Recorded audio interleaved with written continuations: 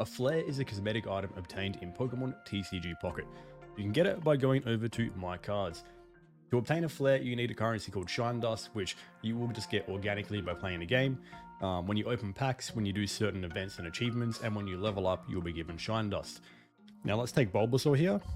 To obtain a Flair, you just click on the card. In the card list, you can do this for any card. Press Obtain Flair. It'll bring up a menu. Now, in order to obtain a Flair, you need a surplus of the card. So common basic cards like Bulbasaur need 3 spare cards and 50 Shine Dust, so we can exchange it for this basic gold Flair. Now, this sparkle will take us from 11 to 8. We unlock this Flair with 50 Shine Dust and 3 Bulbasaur cards. And just like that, we've now obtained our cosmetic Flair.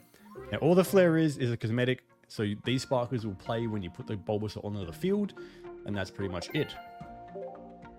As you unlock the base Flair, additional Flairs unlock, so the more cards you have, the more Flairs you can get, and each Flair can only be equipped one time. So it says owned 1 underneath the first sparkle.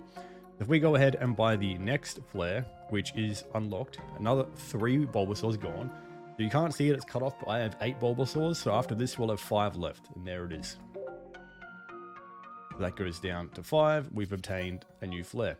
Now, different cards have different Flairs.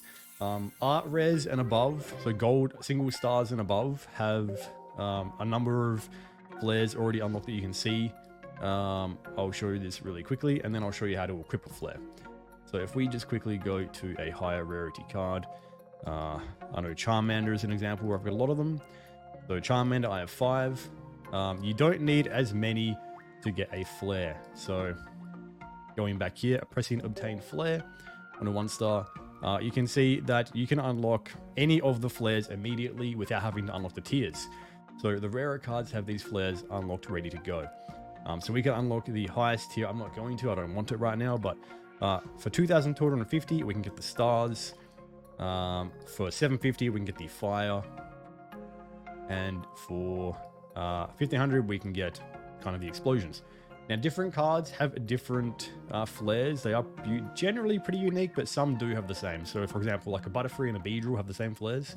But that's pretty much it. So, in order to actually equip the Flair, you need to be in your deck. The card needs to be in a deck that you're using.